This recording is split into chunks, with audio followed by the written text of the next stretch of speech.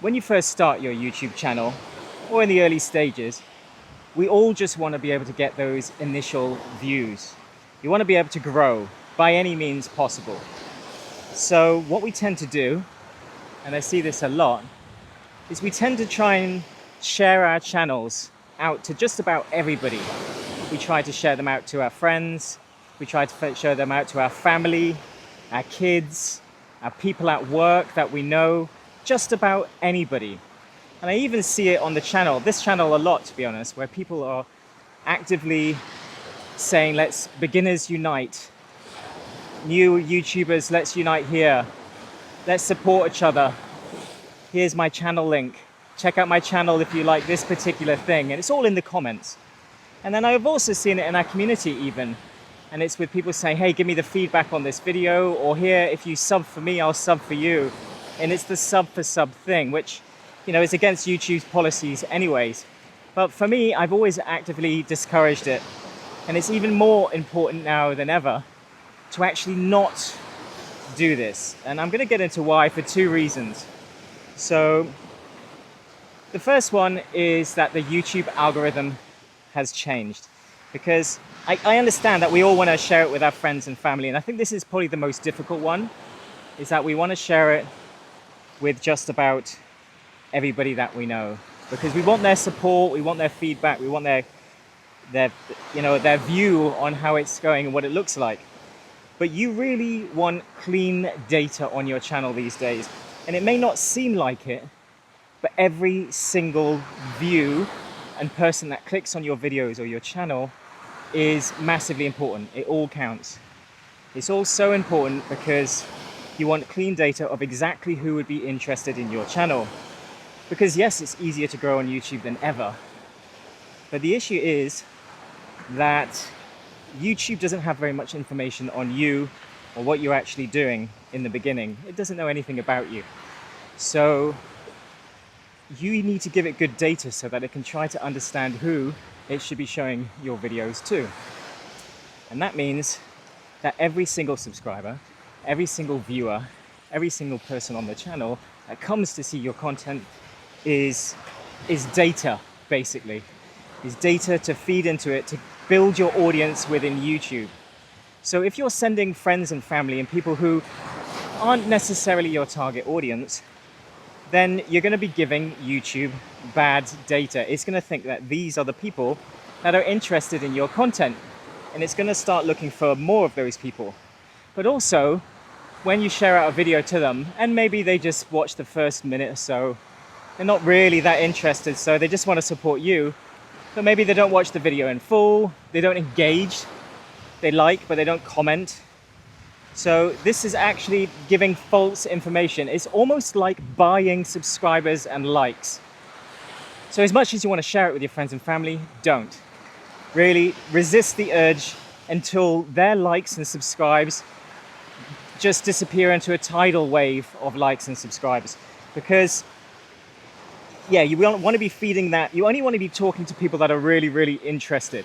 Let YouTube work its magic in the background. So subs for subs, all of these things, it's exactly like buying your likes and subscribers. And it's really just really detrimental. So especially in the beginning, you want to be keeping your channel an absolute secret. You don't want to be sharing it with anyone. And I know that's difficult, especially if you're not getting any views, but it'll also make it more rewarding, because as you do get views, you'll know they're from real fans and people who are actively interested in you and your content. The other problem, or part, I think, and I've seen this from a member inside, is that you don't necessarily want negative feedback in the beginning. You're trying to get momentum. You're trying to gain that momentum within your channel. And it's hard enough getting that momentum as it is, because there's so many working parts and things that you may feel self-confident. It's self-conscious. I feel self-conscious walking down the beach still. I'm still getting used to actually vlogging in public.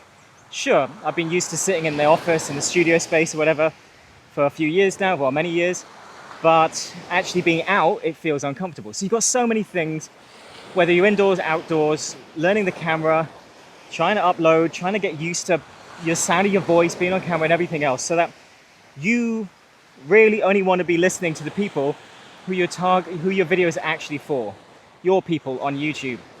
And as much as you love your friends and your family and everything, they may not be your target demographic. But we want their feedback because we normally respect and appreciate their views and opinions. But if they're not interested in the content, then what happens is they tend to critique what you're doing in the video, the quality of your video. They critique that and say, oh, well, you could have been more confident here, you could have done this, you could have done that. Where really, it's the content that's the important part. The value inside the video is the important part.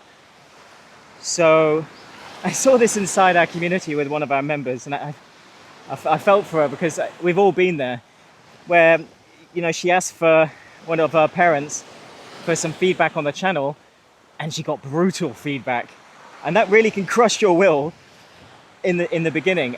But you asked for it. You asked for constructive criticism.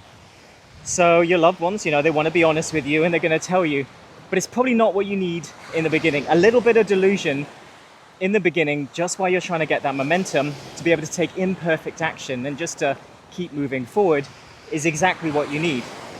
That's what you need. So only really listen to the fans. Don't share it out there, because you're going to be crap in the beginning, so you're not going to get good feedback. You're not. It's obviously going to be terrible. So why do you need someone to tell you that it's terrible?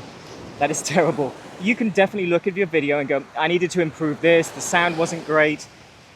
I spoke too quickly. I spoke too slowly, or whatever. You know the basic things that you can improve in the beginning.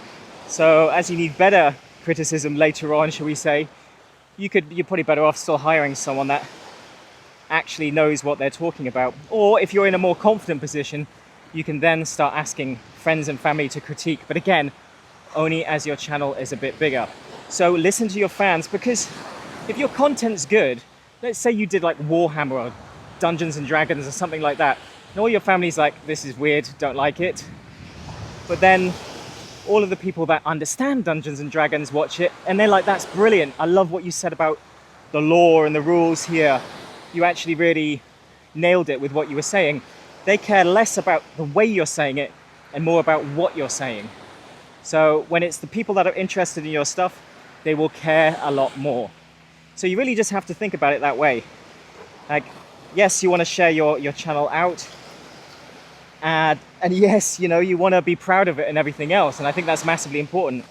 But there is a time and a place for that.